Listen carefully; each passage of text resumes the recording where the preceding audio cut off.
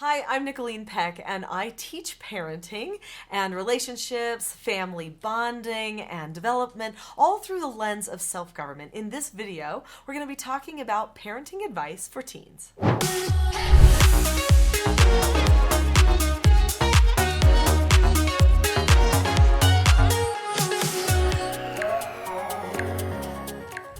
In this video, I'm going to share a personal story from my life doing foster care with troubled teens, and then also I have 4 bits of advice for you that I think will really make a difference with you and your teens.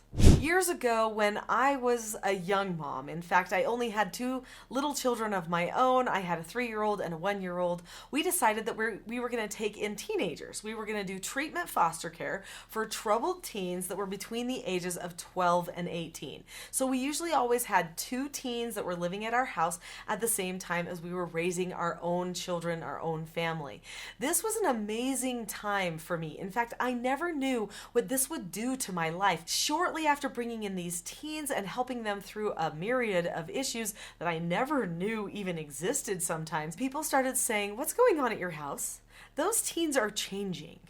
They are different now than they were when they first came. They came so hardened and tough and seemed very disconnected and like they were into a lot of sketchy stuff. But now they're so different. Now they seem to be bonded in with your family. They seem to be more wholesome somehow, and they communicate so well. They're so open. What happened? What did you do to them?" And I said, well, I didn't do anything to them, but I did have a goal in mind, and my goal was to teach them what they needed to learn self-government over themselves. And so I created a type of environment where they could learn self-government and where I could learn self-government too. So what is self-government? Self-government is being able to determine the cause and effect of any given situation and possessing a knowledge of your own behaviors so that you can control them. So this meant that I had to teach these teens that came to my home how to analyze themselves. I had to teach them whatever skills they needed for good communication so that they could catch themselves doing it the right way or the wrong way, because they were going to be learning cause and effect. I was essentially preparing them for adulthood because I knew that even if some of them went back to their homes, many of them would not get the proper training that they needed to become really great, productive, and happy adults that didn't carry on problems from some of their upbringing and abuse. So I decided I needed to give them something more structured, more deliberate, more intentional. And that's what we did at our house. So let's talk about some of the things that I taught them that can help you too. But before we get to the advice I have for you today, click that subscribe button. There are so many videos on this channel about self-government and the skills and principles of self-government that can change your hearts and the hearts of your children. You're not going to want to miss those. Tip number 1 is focus more on the relationship than on making them behave. Here's the thing. You can manipulate somebody to a certain degree, but they really aren't having a change of heart. And when a person learns self-government, it's because they are choosing to have a change of heart. They are choosing to follow your instructions, accept your no answers, accept corrections from you, to be calm when they communicate with you. They are choosing those things. That means that they have to value who they are to you and who you are to them. There has to be a connection there, a very good relationship. Now, I'll tell you, when these youth came into my home, we had to start at the basic, right? We didn't have any relationship. I knew there might be a little honeymoon period where they would be really good for a couple of days and then all of a sudden fall into their old habits. And so I basically felt like I have a couple of days to make a really good relationship with this child that hopefully I can perpetuate. But there were a few children that came into my home not wanting a relationship at all. In fact, they had decided that they were against this whole process of foster care and they didn't want to have anything to do with it. So how did I touch their hearts? Well, you know what? I didn't try to make them be my friend. In fact, I wasn't going for friendship. I decided instead that I would honor our roles. I was going to have the role of parent, and they were going to have the role of child, which meant that I was teacher, they were learner. So I was going to consistently, no matter what, teach. And I was going to teach according to truth and principle, not just my whims in the minute and what I wanted. That way, they would see that I was a person of integrity. And most people can respect someone with integrity even if they don't agree with them. And sure enough, it panned out. So we created good bonds with the children. We talked to them like regular people. We helped them through their hardships without getting emotional, taking things personally, or being shocked.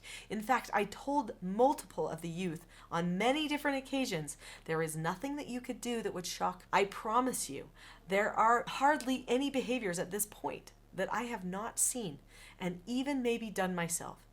So I will always be straight with you, and whenever something happens, let's just talk it out and make sure we make a plan for our future. I'm not going to spend my time being emotional with you because that doesn't help you and it doesn't help me. And when they could see I was that straightforward with them, they honored me. There was something about me, a strength, that they actually wanted to have. So then we started having a good relationship. So remember, the relationship is what holds all the teaching together. If you go straight for corrections and straight for, punishments in hopes of doing teaching without factoring in the relationship, in fact, sometimes even parents destroy the relationship with their punishments. Then you are not doing yourself or that child a service, because probably whatever you teach will feel like a manipulation and it won't stick. Before I get to my next piece of advice, if you're liking this, then definitely give it a thumbs up, because that helps me get more people to see it here on YouTube. Hello! Also, if you don't want to miss other videos like this, then make sure you click that notification bell so that you will get notified when I come up with new things. Piece of advice number 2 is make sure that you pre-teach your children ahead of time the things that they need for success. Teach them the skills that they need to communicate well with you. With all of my own children who are now raised and gone, as well as all of my foster children, I taught them skills that they needed. 4 basic skills for success. So I taught them how to follow instructions, which has 5 steps to it, how to accept no answers and criticism, which has 4 steps to it, how to accept consequences, which is vital if a person's going to learn self-government, otherwise everything will just always be your fault, and that has 6 steps to it, and then how to disagree appropriately, which has 7 steps to it, and that's their favorite because that helps them get their way from time to time. So I taught them these skill sets, which actually took care of 99% of their behavioral problems and helped us have common language that we could use as we communicated with each other. One of the biggest problems that parents have with their children that they don't realize is, especially when their children hit the teen years, they start taking on new vocabulary to describe their feelings and their problems. And parents have a different vocabulary that they used to use when they were young, or that maybe they use in the adult world. They try to use that vocabulary with the child, and there is this breakdown. The child feels they don't understand, and the parent feels like they're not being understood either. So we need to create common vocabulary just for those family relationships that will maintain no matter what other kinds of vocabulary experiences we have at the office or at school. Teach your children the skills that they need for success, and that way your children will be prepared to problem solve with you instead of just react against you every time. Speaking of skills that they need and that you need, everyone needs a skill for how to get to a place of calmness. So we have a rule in our family that I will not discuss an issue with someone until we have gotten to a place of calmness. And it really just has to do with biology and understanding chemistry within the body. So when a person becomes emotional, they go to midbrain. When they become really emotional or angry, they go to back brain.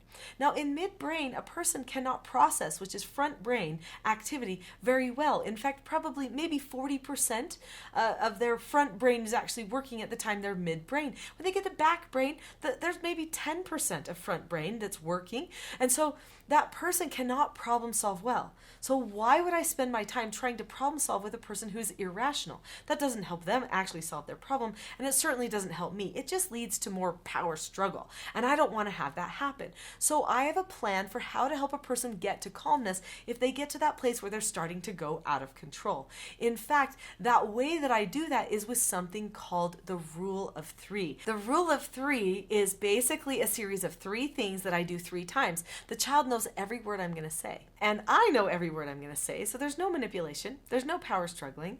I just use the skill to help them get to a place of calmness. The whole point of the rule of 3 is to point a person toward calmness so that then everyone can get calm and be understood. Making sure your child understands calmness and understands how to get to a place of calmness are going to be key things that help you in your relationship with them and in all of the teaching that you really need to do as a parent. Piece of advice number 4 is you've got to have times to check up on your relationship. If there is one thing that happens in the teen world is we get disconnected. The teens are off doing their things, they're starting to pursue sports and talents, and they're in plays, and they've got a heavier workload at school, and they're preparing for college, and they're going on dates sometimes, and all these things that happen, when someone is in that time of life.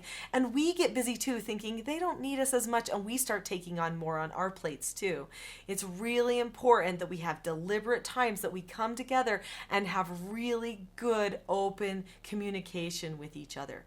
I think people get disconnected, and once they get disconnected, the teen thinks they're hiding things in their life that mom and dad don't know about, and then the walls start coming up. We don't want walls, so we've got to make sure that conversation is a mainstay in our relationship. So in our family, we have different meetings that we have every single week to maintain that good open communication as a full family, but also individually with our children. A couple of the meetings that we have that affect the children are, we have the family meeting, and this is the time where they get to invest in who the family is as a whole.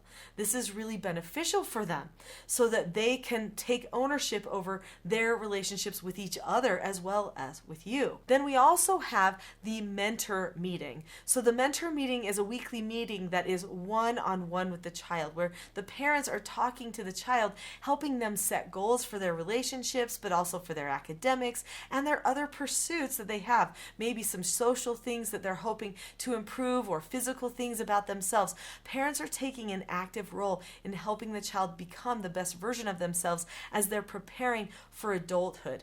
These meetings are going to be things that actually, even as your children hit adulthood, they will want to kind of revisit with you. Even if they're not official meetings, they'll just crave to have these open talk times where they get to tell you about things they're deciding for their lives, goals they're setting, or problems that they might be having. These meetings lay a foundation for them to get help and bonding from you for the rest of their lives. That was a lot of advice related just to teens, but I have more parenting advice that I think you'll find valuable. If you would like to learn more parenting advice from me, there is a video called The Best Parenting Advice I Received. And I highly recommend checking out that video now so that you can improve your relationships even more with your children.